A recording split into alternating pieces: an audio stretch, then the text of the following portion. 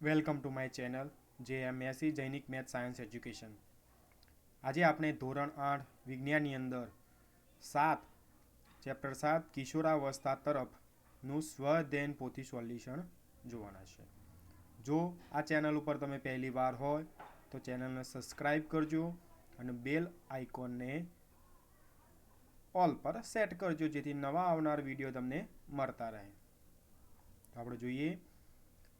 નીચેના પ્રશ્નો માટે યોગ્ય વિકલ્પ પસંદ કરી સાચા વિકલ્પ સામે ટીકની નિશાની કરો. તો એક, બાળકની જાતિ માટે માતા જ જવાબદાર માનવામાં આવે છે, જે ખરેખર ખોટું છે. કારણ કે તો એનું કારણ છે બાળક લિંગી રંગસૂત્ર તેના પિતા દ્વારા મેળવે છે. 2, એઇડ્સ એ રોગગ્રસ્ત વ્યક્તિથી બીજી વ્યક્તિમાં કઈ રીતે ફેલાય છે? તો લોહી આપવાથી અથવા લેવાથી ફેલાય છે.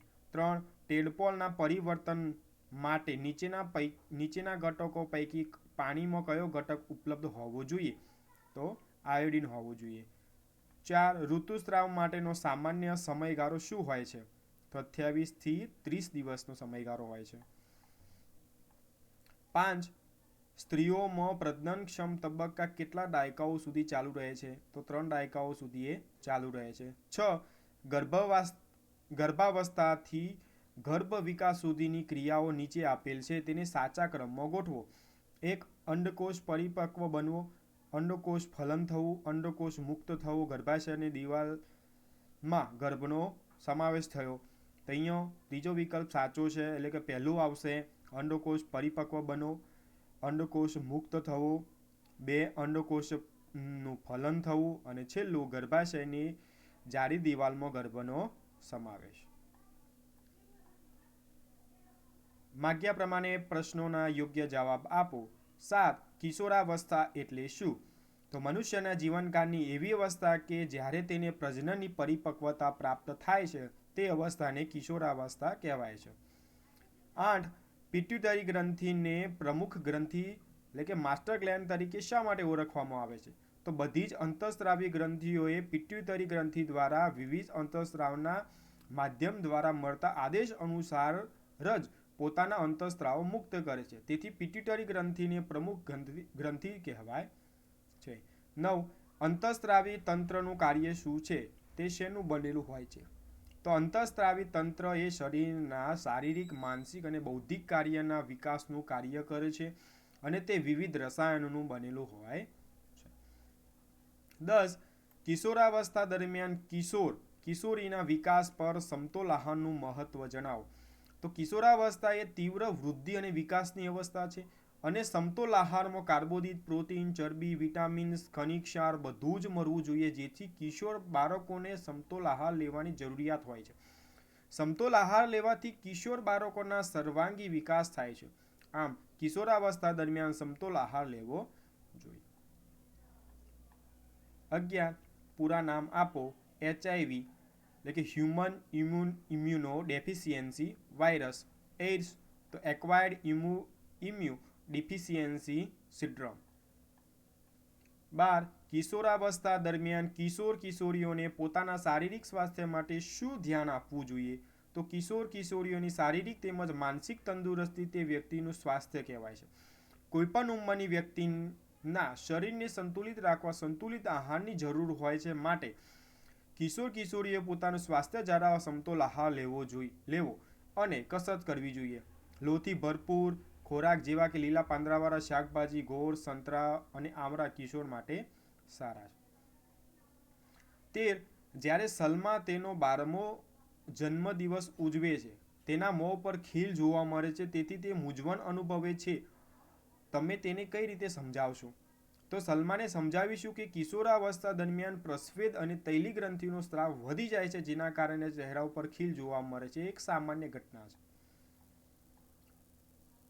14, તમારા મિત્રની ઉંમર 13 વર્ષની છે અને તેની વર્તમાન ઊંચાઈ 150 સેમી છે, તો તેની પૂર્ણ ઊંચાઈનું અનુમાન કરો. તો હાલની ઊંચાઈ 150 સેન્ટીમીટર. 13 વર્ષની ઉંમરે ઊંચાઈની ટકાવારી જે આપણે બુકની અંદર કોઠો આપ્યો છે એના આધારે 88%. તો સૂત્ર વર્તમાન ઊંચાઈ સેન્ટીમીટરમાં વર્તમાન ઊંચાઈ એ પૂર્ણ ઊંચાઈની ટકાવારી ગુણ્યા 100. એટલે 150 ભાગે 88 ગુણ્યા 100 સાદું રૂપ આપીશું એટલે 170 સેન્ટીમીટર એની છે એ ઊંચાઈ થશે. 15. કિશોરાવસ્થામાં શારીરિક સ્વાસ્થ્ય પર વધુ ધ્યાન શા માટે આપવું જોઈએ? તો કિશોરાવસ્થામાં શારીરિક સ્વાસ્થ્ય પર વધુ ધ્યાન શા માટે આપવું જોઈએ કારણ કે કિશોરાવસ્થા એ શારીરિક વૃદ્ધિ અને વિકાસની મહત્વની પ્રક્રિયા છે.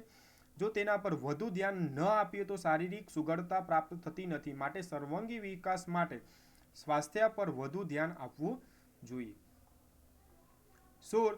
કિશોરાવસ્થા દરમિયાન છોકરા અને છોકરીમાં જુદા જુદા ફેરફાર જોવા મળે છે. તો આ ફેરફારોને તફાવતના સંદર્ભમાં લખો.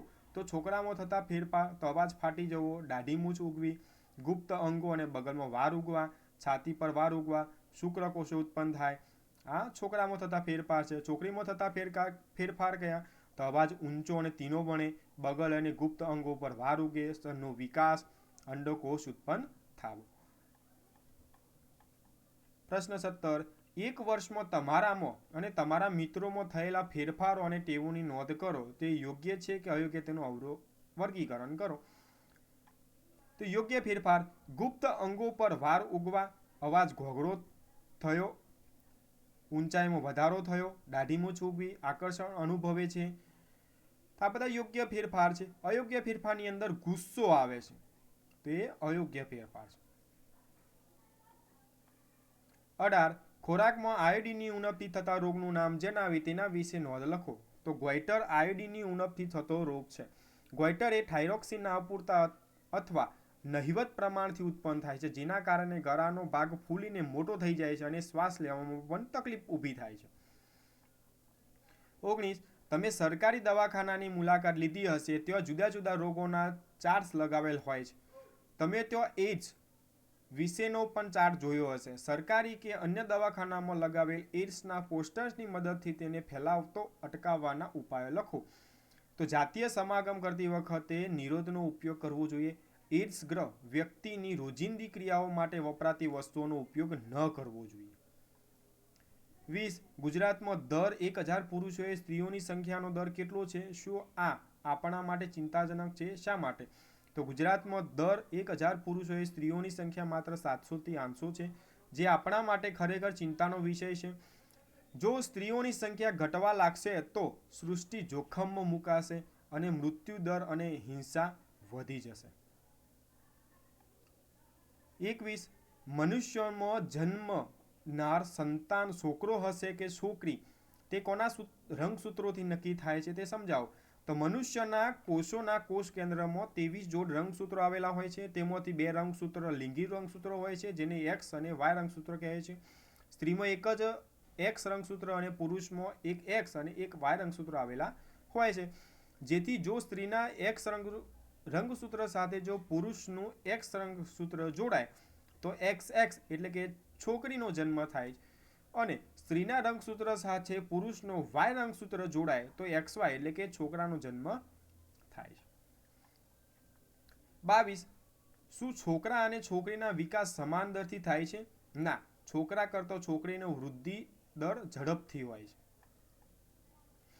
અહીં મનુષ્યમાં આવેલી વિવિધ અંતઃસ્રાવી ગ્રંથિઓ આકૃતિમાં દર્શાવેલ છે. તો આ અંતઃસ્રાવી ગ્રંથિમાંથી કયો અંતઃસ્રાવ ઉત્પન્ન થાય છે તે જણાવો. તો અહીંયા માથાની અંદર આવી છે પિટ્યુટરી ગ્રંથિ, એના અંતઃસ્રાવનું નામ છે વૃદ્ધિ અંતઃસ્રાવ.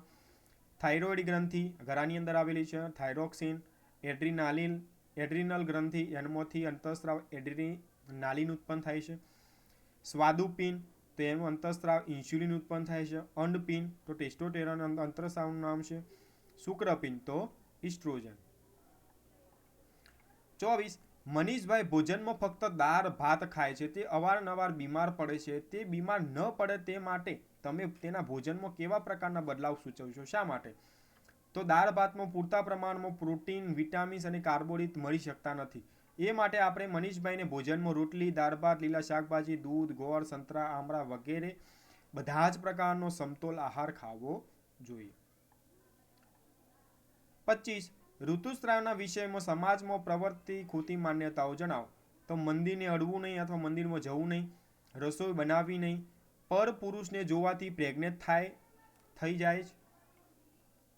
જાય છે, જે મહિલાની ઋતુસ્રાવ હોય તેની બધી જ વસ્તુ અલગ રાખવી, કોઈને અડવાનું નહીં. 26. નીચેનો ફ્લોર ચાર્ટ પૂર્ણ કરી એ અને બી બાળકની જાતિ એટલે કે લિંગ જણાવો. તો જ્યારે એક્સ અને એક્સ જોડાય, બરાબર, અહીંયા પુરુષનો એક્સ અને એક્સ છે, સ્ત્રી છે એક્સ અને એક્સ બંને એક રંગસૂત્ર એક જ હોય છે, પુરુષની અંદર અલગ અલગ હોય છે. તો જ્યારે એક રંગસૂત્ર પુરુષનું અને એક રંગસૂત્ર સ્ત્રીનું અને એક પુરુષનું બંને જોડાયેલ, અહીંયા એક્સ એક્સ જોડાણ થયું તો એક્સ એક્સ હોય તો છોકરી જન્મે. જ્યારે એક રંગસૂત્ર સ્ત્રીનું એક્સ અને પુરુષનું જો વાય હોય તો એક્સ વાય બને છે, જેથી છોકરાનો જન્મ થાય છે.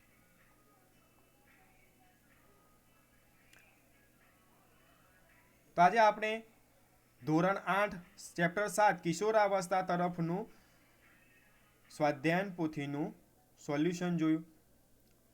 જો વિડીયો ગમ્યો હોય તો વિડીયોને લાઈક કરજો, બીજા મિત્રો સાથે શેર કરજો, જેથી આ વિડીયો બીજા મિત્રો પણ જોઈ શકે. અને ચેનલ પર તમે પહેલી વાર હોય તો સબસ્ક્રાઈબ કરી લેજો અને બેલ નોટિફિકેશનને ઓલ પર સેટ કરી લેજો, જેથી નવા આવનાર વિડીયો તને મળતા રહે અને ઝડપથી તમે સ્વાધ્યાયન પોથીનું સોલ્યુશન જોઈ શકો. Thanks for watching.